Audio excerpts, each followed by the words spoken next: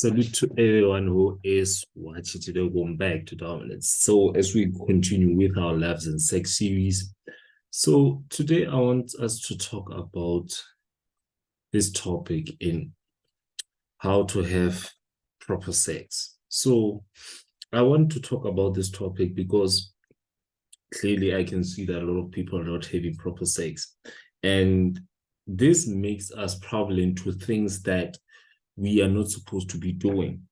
And today I want to address those stuff. I don't want to take this video a very long video. So let's just jump into it. So in this video, basically, what I'm going to teach you is what should you know about having sex in the right way. So let's continue. I want you to check out the video that I will put in the card to show what is sex, because people don't really know what sex is and they're just doing it just for the sake of it. So I suggest that you watch that video before you watch this one, so that you can be able to understand the concept of sex and the definition of sex and why it is important for you to know that. So as we go along, what do we know about sex today? So the first thing that we know about sex is that it can be used as a weapon against men. As you see, it's very prevalent, especially in my country, where a woman can have sex with you. Let's say you met her at the club and whatnot, then you have sex with her, you come back home and you have sex with her, and when she comes back, she's like, it's 500 rands, or I'm going to tell the police that you raped me. Those are the kind of things that happen even in relationships as well, where women make men beg for sex. Crazy, né? It is more transactional in many ways. So it's not only transactional in the way that prostitution or the so-called slave queens, it can be transactional as well in the home. When I did the video about the difference between transactional sex and validational sex, I really pointed out the difference. And I pointed out that transactional sex is when you have sex with someone because you are exchanging something. And it's not the type of sex that people should be having. It is the way that women use men to manipulate them these days. They are trying to prove how weak a lot of men are these days by doing transactional sex. Monetary favors, favors in the home where you have to wash the dishes, or you have to clean the house, or you have to do something in order to have sex with her, and that is a problem. It is more about feelings than the purpose of it. A lot of people are so concerned about how sex makes them feel that they forgot what the purpose of sex is. Obviously, the purpose of sex is not only for procreation. It is well to enjoy it and to actually feed a marriage. It's not only about feelings. Feelings are just a result of sex, but people have made it more of a process that they want to feel certain feelings by having sex, other than saying that those feelings have come out as a result of having sex. So we can have sex with no emotional attachment inside. Clearly, these days, we can have sex with people we are just physically attracted to, sometimes not even physically attracted to, but we with no emotional attachment. And something you should realize is that the no emotional attachment means that it's a temporary thing. That's why we do it. We have no emotional attachment. And when I say emotional attachment, I'm not talking about feelings that you feel when you're having sex. No, when I'm saying emotional attachment, I'm talking about that feeling of intimacy with someone. You don't get it because you are more physical than anything. We think that we can have sex with multiple people and still turn out the same. Ladies and gentlemen, let me tell you something that maybe your parents or someone has never told you. The more you add people to your sex list, it is the more you're going to compare the next person that you have sex with your experience. That's why right now, even in the Bible, in Ezekiel, it talks about you having sex with multiple people as a woman. It will make you obsessed with having so-called good sex, that you want to experience things that really don't exist, but you want them because you see them in pornographic videos and whatnot. So let's just see what has been the consequences of these acts. Single motherhood has grown rapidly. It's not a secret. It's very sad that single motherhood has grown so significantly, and it's not only the fault of women only, even the fault of men, because we don't really know we don't really know the reason why we have sex, and I will address that more in when we are finishing this video. Later in this video, we have more sexual transmitted diseases and infections. HIV and AIDS is very much prevalent right now. There's drop as well. There are a lot of guys, their penis become inflamed. There's a lot that I just have to do a video on that one. Basically, we are experimenting with sex unnaturally. Ladies and gentlemen, anal sex is unnatural, no matter if you do it with a male or a female. That's why homosexuality is not natural, because you are having sex anally. Even when you're a female, you cannot receive as a receiver of a female and give. It is unnatural, even if you try to do some surgical nonsense. OGs as well. OGs is when a group of people is having sex with each other, and it's unnatural. That's why in the Roman Empire they used to do that. They used to in the Bible is called sodomy, and OGs as well, where women are having sex with men and men are having sex with women and children are having sex, you see. And the other one is that children are having sex, and it is normalized. I'm surprised right now that even 10-year-olds are having sex with people who are as old as me, and nothing is happening. And there's going to become a point where pedophilia is going to be normalized, especially by the LGBTQ. You're going to see that. Masturbation and porn have destroyed real-life relationships. Let me tell you something. When you masturbate and you participate in porn, you are having sex with yourself and you are feeding yourself.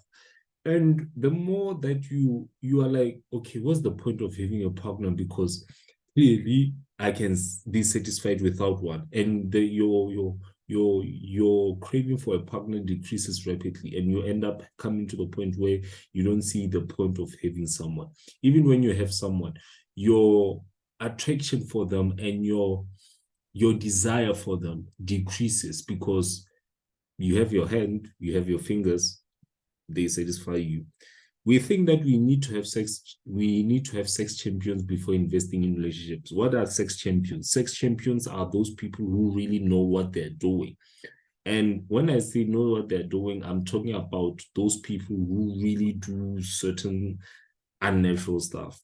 And these things, yeah, they're like, people was like, I want someone who's willing to have sex with me in public, anal sex, sex toys, because sex toys for me is those things are satanic, that's for sure.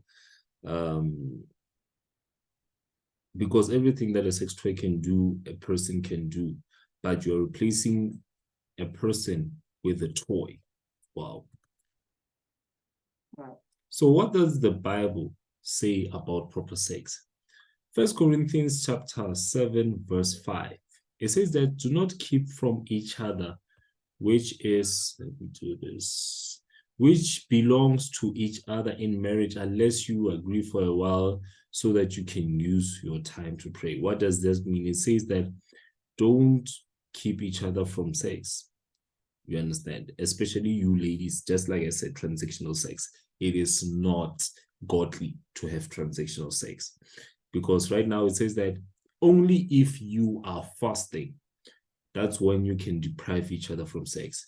And the same chapter in verse 9, it says that, but if you are not able to keep from doing that which is wrong, get married. It is better to get married than to have such strong sex desires. I really have to do that one as well, because yes, I'm guilty of it. It's not like I'm not guilty of it.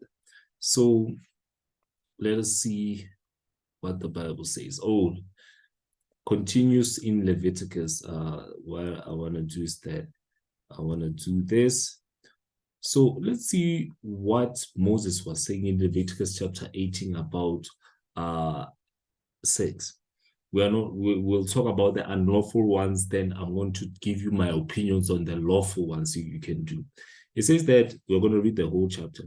The Lord said to Moses, speak to the Israelites and say to them, I am the Lord your God. You must not do as they do in Egypt, where you live, and you must not do as they do. Do not follow their practices. Okay, let's see what those practices are. No one is to approach any relative to have sexual relations. It was shocking today that I discovered that there was a video of a mother having sex with their son. And let's not talk about it, actually. Do not dishonor your father by having sexual relations with your mother. She is your mother. Do not have relations with her. This applies to stepmothers as well, because that's what I just said. Sometimes people think that it's okay to have sex with your stepmother if your father has passed on or even exists. That is detestable. Do not have sexual relations with your father's wife. That should exist. That's what I just said. Do not have sexual relations with your sister. Incest in any way doesn't work. Even your cousin doesn't. No. Do not have sexual relations with your son's daughter. You see, you just see that for yourself. Do not have sexual relations with the daughter of your father's wife. If this is your half sister or your stepsister, do not do that. Do not have sexual relations with your father's sister, your auntie. There was one thing that I saw, I think I blew it, where this guy had money.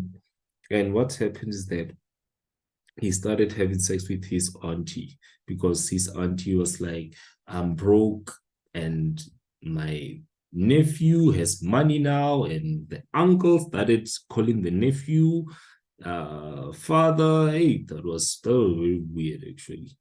So let's read verse 30. Do not have sexual relations with your mother's sister, because same thing. Do not dishonor your father's brother by approaching his wife. She is your auntie. And this is the same thing. Even if you're not related to your brother's wife, do not. And this is a very common one, actually, because I see that they're like, I didn't, it is both male and female. Like they say like, oh, I didn't pick the right guy, and the brother is nicer than the husband. No, don't do that. Do not do that. Do not have sexual relations with your daughter-in-law. Exactly. Do not have sexual relations with your brother's wife. That would dishonor your brother. Do not have sexual relations with both a man and her daughter. Wow, a woman and both her daughter. Wow, this one I've seen probably a lot of times, more than I thought. Wow. Do not take your wife's sister as a rival wife and have sexual relations with her while your wife is living. What this means is that do not have sex with your wife's sister, especially if she's still alive, because that is something that they say, they in a polygamous way, they say that it's a sister wife. Sometimes they do that. And well, that's not the case. So you're not supposed to do that. Do not approach a woman to have sexual relations during her cleanness of her monthly period. I've seen a lot of videos try to justify why you should have sex with a woman while she's in her periods. Like they say, have anal sex or do this and do that. And like, this is the Bible. It says that do not have sex with a woman in her periods. Do not have sexual relations with your neighbor's wife. I have nothing to say. I see that a lot of times, especially with housewives and the neighbor's husband is not working or he lives alone and something like that happens a lot of times. Do not give any of your children to be sacrificed to Molech for you. This is the one that Satanists use, but this is not the topic for today. Do not have sexual relations with a man as one does with a woman. That is detestable. Just like I said, anal sex and homosexuality, it is detestable, disgusting. So do not have sexual relations with an animal. A woman, this is something that I've seen in porn videos and is disgusting, like nobody's business. So these are the Bible verses that you can check out for yourself and read them for yourself. You don't have to be like, oh, it talks about pedophilia, homosexuality is not gayness, it's so pedophilia. You just saw the Bible for yourself. So what advice can I give to you in order to have proper sex? Do not have sex with someone you do not see as a potential parent to your child. This is one of my preacher message, basically, when I tell women, do not have sex with someone you don't see as a potential father to your child, because once that guy leaves, it is your fault that you became a single mother. Do not blame anyone and do say all you want that I'm judging you, but by the end of the day, the man that you're going to want is not going to rectify your mistake. Remember that. And you're never going to be the same again to every guy. Never use sex as a transaction. This is the one that I really wanted to speak about. Do not use sex as like a weapon or something to use against a man, because you should realize that women are the gatekeepers of sex. You understand? So they determine who has sex and who has a child. And you'll find out that, oh, this one I'll talk about as time goes. But do not use it as a weapon against the men, because men need sex. It's a need. It's what God gave them in their DNAs. But don't use it as a transaction, please. And do not have sex with someone you do not have an emotional attachment to, let alone marry them. But do not, if you have no emotional attachment to, or you have no emotional intimacy with, do not have sex with them. And make sure at the same time that after you have that emotional attachment, look at the first one, potential parent to you. Because right now you should realize that if you're having sex, it means that you're ready to be a parent. Get that into your thick skull. Do not ask for sex through your looks and personality and become surprised of the consequences of your actions. This is the one that I always preach about when it comes to clothing and women and the way that they present themselves. Ladies, when you show your red spot, you are asking for sex from men, even if you do not ask for it verbally, but you are asking for it. The more you show your butt cheek, the more you show your thighs, the more you show your breasts, the more you show your shoulders, the more you show your vagina, the more you do makeup in public without being conservative or not having a purpose of it. The more you have tattoos, the more you have the more piercings you have, the more you show your stomach, it is the more you are asking for sex. You are objectilizing yourself. Even men is the same thing. But I'm not going to talk about that one. Do not have anal sex or threesome sex. anal sex is just simple. It is painful. And the reason why it's painful is because that thing, it is not an entrance, it is an exit. Start getting that through your sick skull that it doesn't matter how much you lubricate it, it is going to be painful every time.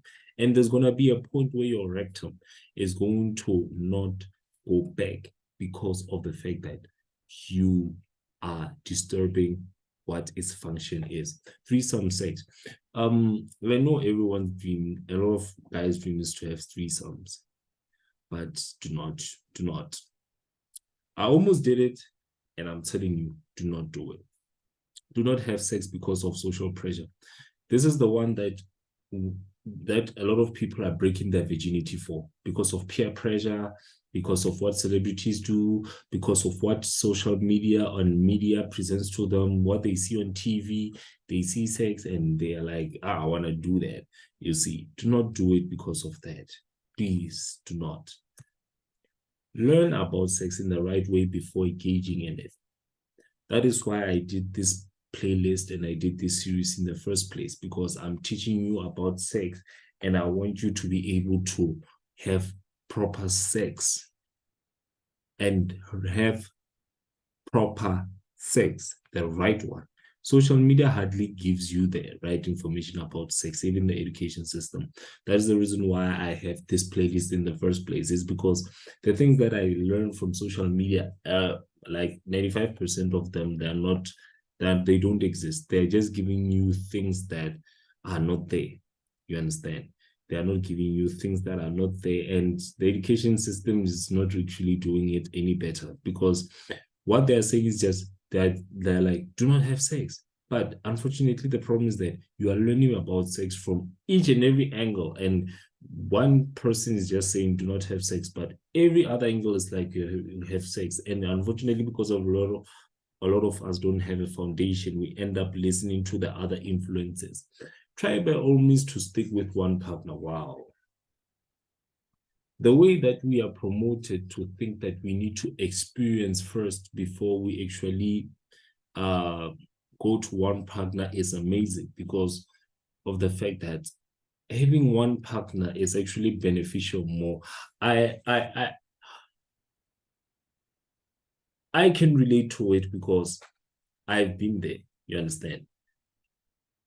It is harder for me, but because of the fact that I was able to identify certain things, I was able to see, okay, this is what I am supposed to do. But what I can tell you is that when I get in a relationship with someone, I will compare them with the last person because of the number of women that I've been with, and it makes it harder for me to be able. That's why I'm so passionate about giving you this information, so that you don't find yourself in a similar situation as me, or if you're in a similar situation, you know what you can do. So try by all means to stick with one partner. And I give advice to men and women in order to the hard part is not getting a partner. The hard part is maintaining a partner. And my advice to men in terms of this one is that, first of all, know how to have proper sex. Know that sex is not always about penetration as well. It's about foreplay as well. And I did, in my sex series, you'll find out what I say about foreplay as well.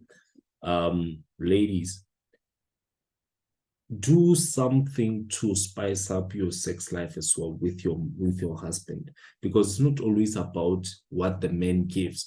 Are you actually taking the opportunity to ask him what he wants, what he's into, the things that he shouldn't be watching in pornographic videos so that he can do to you, but he should be doing them with you without him experimenting with things that do not exist. So do them with one partner, and by all means, get married before you actually have sex. This is something that I want you to really do, because sex is a feeder. just like I said in other videos. It feeds. And that is why you should not do it as a transaction. When you do it as a transaction, you are taking and giving. But when you are making it as a validational thing, you are feeding something. And it's both beneficial for men and women. So I want you to give this video a big thumbs up. Tell me if you like this sex series.